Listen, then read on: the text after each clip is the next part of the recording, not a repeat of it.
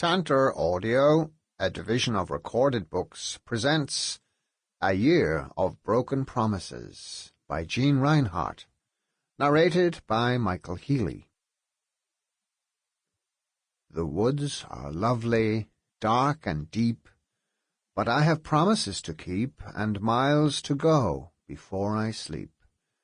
And miles to go before I sleep. Robert Frost. Chapter 1. James McGrother hung back from the grave, watching Pat's old shoulders hunch against the wind as he knelt in prayer.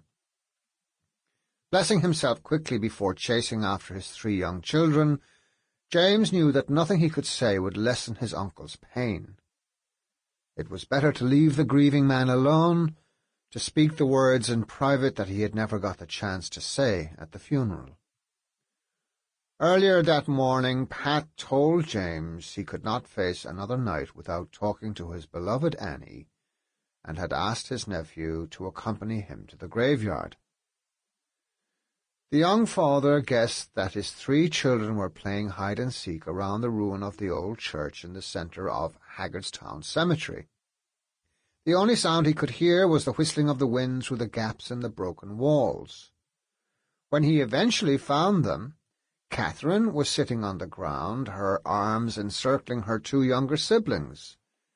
They were leaning against one of the cold stone walls and seemed frozen to the spot. When they saw their father, Thomas, aged 9, and his 4-year-old sister Mary Ann ran towards him, screaming. James patted their backs reassuringly while looking sternly at Catherine, who smiled sweetly back at him. "Has your big sister been frightening the life out of ye with her ghost stories again?" "We made her tell us, Daddy.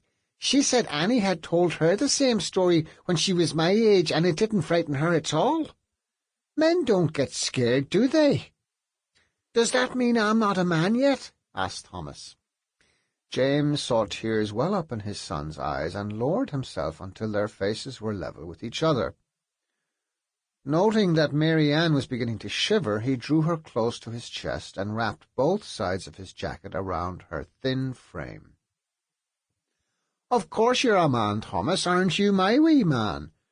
Soon you'll be as big as me, and then I won't be able to call you that any more. And don't ever be ashamed to say you're afraid. I've been in fear many a time. Ask your mammy." Catherine had joined Pat at the graveside, and James smiled when he saw her patting the hunched back of the elderly fisherman. She rested her head on his shoulder until Pat laid a hand on the wooden cross that bore his wife's name and hoisted himself up onto a pair of shaky legs. He looked behind to where his nephew stood waiting before placing his cap back on his head and taking hold of the small, cold hand held out to him. "Is Mamma asleep now? Do you think she's warm enough, Daddo?" asked Catherine. "Aye, Astor. She's in a safe place and cannot feel the chill of this breeze. Come now, let's get ye all back to the fire and warm up those poor frozen hands and feet," said Pat. Before leaving, the men took one last look around the cemetery, and Pat's eyes came to rest on a plaque that bore the name of a young man. "Annie reached a good age, James. She lived through some hard times, and if I join her tomorrow, I have no regrets. We were given a lot longer than some of these poor souls, like young Dr. Martin over there. Cut down by the fever in his prime he was, while tending the sick and the poor, bless him. He was barely a day over 30. "I'm going to be a doctor when I grow up," said Thomas. James and Pat smiled at the boy, who was standing as tall as he could stretch, his chest thrust out. They both knew he would be a fisherman in a few years' time. It was the way things were, and they were not likely to change.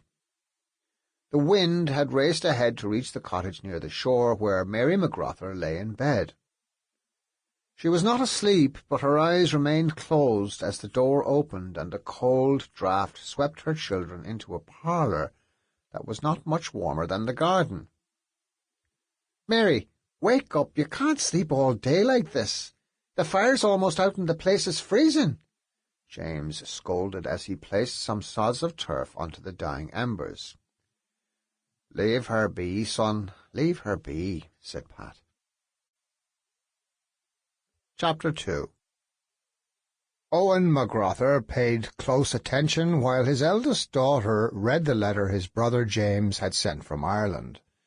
It was his second time listening to the news being relayed to the rest of the family gathered in the parlour of his house in Sunderland. Owen placed an arm around the shoulders of his wife Rose as she sniffed back fresh tears. "Annie will be sorely missed with a baby on the way and 3 other wee ones to take care of," said his brother Peter. "That's not the worst of it. Read on, love," said Rose. "We're all missing Aunt Annie, and none more so than Uncle Pat. But the one I am more worried about is Mary. She is acting very strangely indeed, and has not shed a tear for the woman who has been like a mother to her for more than 10 years. She sleeps most of the day, and young Catherine is the one looking after the house when myself and Pat are not here. She is not getting to school because of it. I'm sorry to impose by asking for help, and I will understand if the answer is no." The young girl stopped reading for a few seconds to look at her Aunt Maggie. "Can Maggie please come and help us out just until the baby arrives? I think that once Mary has the wee one in her arms, it will bring her back to us. If Maggie can come, I might be able to go over to ye and work in the quarry, if there are any jobs to be had, as there is very little to be got here. Pat sends his love to all of ye and your wee ones. Your brother James." The room was silent as all eyes turned to Maggie. She shifted in her seat, her mind already made up as to what she would do. "Well, now, all my lot are big and bold enough to take care of themselves. I know wee Jamie comes to my house after work, but another hour waiting for a meal from his mother won't kill him, will it, Rose?" It was more of a statement than a question. "Of course it won't.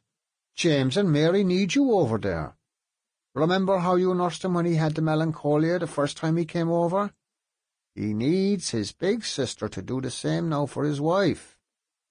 We can help you with the fare, and if James comes here he can stay in your house. I'll make sure they all get fed, so you needn't worry about that, Maggie." Rose meant every word. A letter was immediately written and sent off to James the following day. Chapter 3. A dribble of the broth that Catherine was trying to feed her mother slid down Mary's chin. Neither of them seemed to notice, so James took the bowl from his daughter and said she could go play outside with her brother and sister. Catherine quickly left the house, grateful to her father for taking over a task that had, of late, rested mostly on her young shoulders. "Come on now, love," coaxed James, wiping his wife's mouth. "You need to keep your strength up." "I know where you are, Mary. Surely you remember the time I was there myself. It is not a place I would wish on my worst enemy. Come back to us, please. The children need you. I need you." James looked into the vacant eyes of his young wife. Pat had taken to leaving the house early in the morning, as he could no longer stand to see her wasting away in front of them. The neighbours had stopped calling, and even their children rarely played around the house as they used to. A quick knock on the door and a shout for the McGrother children to join them was the nearest thing to a visit the cottage had received for almost a week, as Mary slowly withdrew more and more each day. 100 thoughts and what-ifs raced through James's head. What if he had been home when Annie passed away? What if he had stayed in Ireland instead of spending the last few months in England? They had needed the money, especially with a 4th child on the way. Nobody could blame a father for wanting to look out for his family, for doing his best to provide for them. James was sure that Mary knew how much he wanted to remain at home, fishing and taking work in the harvesting when it was available. "Surely you can't be blaming me, Mary." "Mary! Mary!" James shouted, hoping to snap her out of her trance. Catherine ran in from the garden. She had been hovering near the door in case she was needed, and heard the shout. Standing in the middle of the parlour, she saw tears run down her father's face. She could not recall him ever raising his voice in temper to anyone, not even to his children on their worst behaviour. It was her mother who had disciplined them, and Catherine remembered plenty of times when she felt the sting of her quick hand across the back of her legs. "Daddy, Daddy," Catherine spoke just above a whisper. James slowly turned his head towards his eldest child. The look on her face jolted him out of his frustration, and he was by her side in 2 strides, drawing her into his arms. "I was just trying to get your mammy's attention, love. I'm not mad at her. She's a wee bit lost right now. Let's give her some more time, eh?" With her finger, Catherine traced a wet streak that ran down her father's cheek and into his clipped beard. "I know, Daddy. I don't mind looking after her until she's better. I'm a big girl now, aren't I?" "That you are, my love, that you are. Will you be able to cook that rabbit Pat has skinned, or will I stay and help?" Catherine felt all grown up, shooing her father out of the house, telling him to go tend the nets with his uncle and the other fishermen. The wind was calming down, and she knew they would be out in the bay that night. Passing by her mother's bed on her way to the fire, she patted the top of her tangled hair. It had been a week since Mary had let anyone near her with a comb, and Catherine made a mental note to try again later that evening. One glance through the tiny window told the young girl her siblings were engrossed in a game of hide-and-seek with their friends. It wouldn't be long until they were in looking for food, so she hurried on with preparing the rabbit, rubbing in the herbs that she had gathered that morning, just as Annie had shown her many a time. As the men silently worked on their nets, Pat glanced at his nephew and was thankful that in spite of hard times, James had held on to his boat. Some of their neighbours had sold their vessels to feed their families, and others had grown too old or too sick to carry on. Hundreds of young people had emigrated from the parish to join family and friends in England, many of them making their way to America from there. They were no longer satisfied with the seasonal work of agricultural labouring or the erratic earnings from fishing, which was always at the mercy of the weather. "What's on your mind, James? You've been very quiet all day." "Sure, aren't I always quiet? You're not so talkative yourself, Pat." "Aye, that's true enough. But I don't usually notice the silence lying between us. Today it feels like a stone wall." "Is it Mary you're worrying about?" "Give her time. She'll be right as rain when the baby comes." "It's not just Mary. Besides, Maggie will come over and help us out, I'm sure of it." James couldn't look his uncle in the eye and kept his head down as he spoke. "I'm thinking I might have to sell the boat." The older man stopped what he was doing and stood up, staring in disbelief at his nephew, who carried on mending the nets. James could feel the eyes of his uncle on him, and was beginning to regret divulging the thoughts that had been tormenting him. "The last time I felt like roaring at someone was when Annie sold 2 of her lovely bolts to raise money for Mary's trip to England, that time you were sick. I'll admit, I did let a roar out of me. I never saw Annie jump like she did then. It almost made me laugh," said Pat. "Well, you can spare me the roar. I can tell you're not too happy about what I said." James put the net down and looked up at his uncle. "You know that selling this boat is the last thing I want to do, but there's work with my brothers in England, and every time I spend a few months over, I earn enough to keep a roof over our heads for a good 6 months. What's the point in holding on to the boat for the seldom it's used any more?" "Maybe you shouldn't stay so long away, then. You were in England when Mary lost her baby last year, and you were there when Annie passed away. We can manage with the fishing and a bit of labouring. I still have some life left in me, don't I? Or am I not needed any more, like your boat, James?" The younger man was cut to the heart by his uncle's words. He was torn between what he wanted to do and what he needed to do.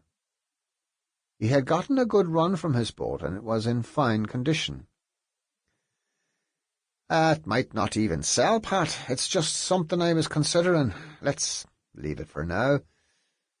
I'm sorry about not being here for Annie, but even you didn't know how sickly she was till the night she died. If I'd had more warning, you know I would have come back straight away." "Forgive me, James. What I said was uncalled for. You don't need me making it more difficult for you. Myself and Annie were never blessed with our own children to raise. With just the two of us to provide for, I've not had the same worries as you, son, so I'm in no position to give advice. Don't be listening to the ramblings of an old man. You must decide what's best for your family, and you will have my blessing on whatever that may be. But promise me you won't act in haste over the boat. Can you leave it for just 1 more year and then see what must be done? A lot of change can happen in 12 months, James." "Stop your fretting, old man. I promise I will hold on to the boat for another year. Will that get you off my back now so that I can get on with mending these nets?" James pretended to be annoyed. Pat smiled and slapped his nephew on the head with his cap. He felt blessed to spend his last years with a young man that had become the son he never had. By coming to live with them, James had filled a big hole that had existed for many years in the elderly couple's life together, one that Pat carried the blame for in his heart. Chapter 4. The children were asleep in the tiny room above the fireplace. They had gone to bed clutching the presents Maggie brought with her from England, all except Catherine, who had been trying to comb her mother's hair, intent on weaving it into one of the pretty ribbons her aunt had given to her.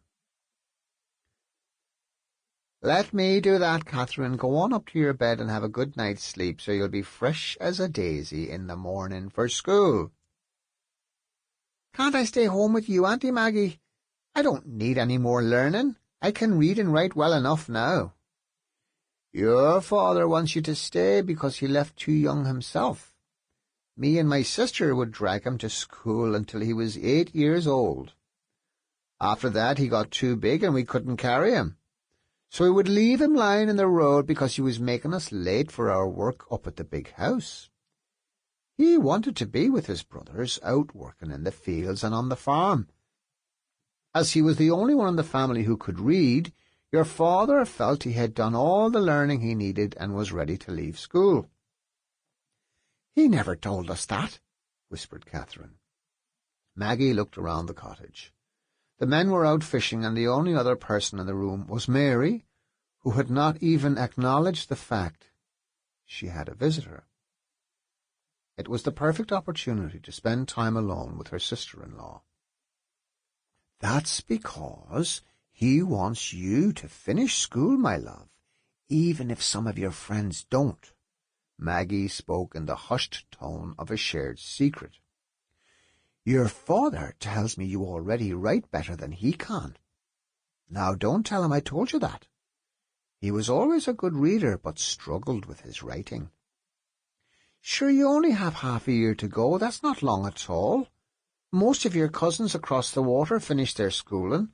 A couple of them even got apprenticeships." Catherine didn't know what apprenticeships meant, but it sounded very important to her. She figured a word that long was either something to be ashamed of or proud of. The beaming smile on her aunt's face told her it was the latter. "All right, so I'll leave you to look after Mammy. Maybe she'll let you comb the knots out of her hair. She's being good tonight." Catherine kissed the top of her mother's head and hugged her aunt. When they were alone in the parlour, Maggie took her niece's place at the side of the bed and began combing Mary's long, wavy hair. There was no response from the younger woman, and it took all of Maggie's patience to hold back from grabbing her by the shoulders and shaking her. It had been the same with James's sickness. They had all tried to bring him back to them by coaxing, shouting, even slapping him, to no avail. Some of his family had cried in front of him, but he never once reached out. It was Mary's visit and the handful of shells his little girl sent over that finally broke through the invisible wall he had managed to build around himself. Maggie knew she would have to find a way to do the same with Mary as quickly as possible before the young woman got too used to her presence. There was a song that Maggie's mother used to sing to her children as they went to sleep. Maggie often sang it to her own young ones, and it was the same piece of music her brother Peter played on his fiddle at the end of family gatherings. She closed her eyes, remembering what it was like lying with her brothers and sisters, listening to the song as they drifted off to sleep. Even the animals at the other end of the cottage would settle down for the night at the soft tones of her mother's voice. As she gently untangled Mary's hair, Maggie sang The Parting Glass. "Oh, all the money that e'er I had, I spent it in good company, and all the harm that e'er I've done, alas, it was to none but me. For all I've done for want of wit, to memory now I can't recall. So fill to me the parting glass. Good night, and joy be with you all." As the verse came to an end, Mary crossed her arms over her stomach and curled up in a ball. The comb was caught in her hair, and as Maggie tried to untangle it, she heard a soft, low moan. It seemed to be coming from across the room, so she peered into the dim light cast by the fire's dying flames. Thinking that one of the children had crept down the stairs and was hiding in the shadows, Maggie called out in a loud whisper, "Which of ye is hiding in the corner? Get back up to your bed this minute, do you hear me?" Mary was still lying in a fetal position, and Maggie realized where the sound was coming from. Leaving the comb stuck in the long tresses, she leaned over the younger woman and embraced her, pulling her upright. The two women rocked backward and forward as the song filled the air once more. Huge sobs broke free from Mary's body, drowning out Maggie's voice and alerting the children overhead that something was wrong. Catherine and her younger siblings were shocked at the scene that met their eyes at the bottom of the stairs. Their mother was keening and sobbing, and their aunt had her clasped in her arms as she sang to her. Both women were slowly rocking to the rhythm of the tune. The children huddled together on the bottom step, waiting anxiously for the singing and crying to come to an end. Mary's sobs quietened, and Maggie's voice trailed off as the rocking stopped. "Mary, are you back with us now?" whispered Maggie. The young mother didn't reply. Instead, she turned to look at her three frightened children on the stairs and held her arms out to them. They immediately ran to her, sobbing. After a while, when everyone's strength was spent from crying, Mary kissed her children and sent them back to bed. She promised to make breakfast for them before they set off for school the following morning. "Do ye want me to go up with ye?" asked Maggie. "We'll be grand, Auntie Maggie. Sure haven't I been bringing these wee ones to bed for years now?" said Catherine as she pulled her little sister along by the hand. "I'm well able to go to bed by myself," sulked Thomas, ashamed of his swollen red eyes. "Of course you are, son," said his mother. "Catherine, you settle Mary Ann while Thomas gets to sleep. You know what men are like if they don't get their rest." "I do, Mammy. They wake up with faces on that would sour milk, don't they?" said Catherine. Thomas didn't care about the disparaging remark from his older sister. His mother had called him a man, and that was enough to add 2 inches to his height as he climbed the stairs. As soon as they were alone once more, the 2 women clung to each other and cried fresh tears. "What brought you back to us, Mary? Was it the song?" "Oh, Maggie, that was my father's favourite song. He would have my mother sing it while he played the tune on his fiddle. It was the last song she ever sang. After my father sold it to pay our rent, my mother swore she would never sing again, and she kept her word, until the day he left to look for work in Leitrim. He kissed us all good-bye, and I watched as my mother took his hand and walked him to the end of the village. I ran around the back of the houses and hid behind a hedge, trying to get as close as I could. She held both of his hands and sang the parting glass to him, and that was the last time I laid eyes on my father." "You never did find out what became of him, did you, Mary?" said Maggie. "I know in my heart that he's dead." Tears streamed down Mary's face as she spoke. "Sure, it wasn't too long after he left that we lost my mother to the fever." Maggie was wondering just how much of the previous 2 weeks her sister-in-law was aware of. She was afraid to say something that might send the young woman back into the depths of despair. "Do you remember what happened to Annie?" asked Maggie.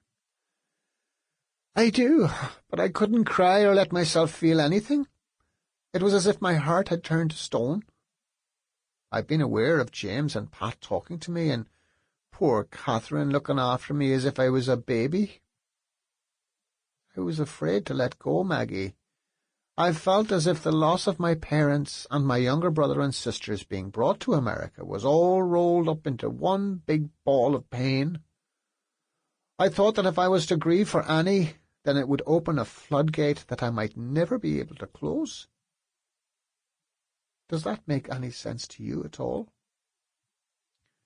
Mary's sister-in-law brought her some hot tea and reassured her that what she had experienced was normal, especially for a pregnant woman who had lost so many loved ones.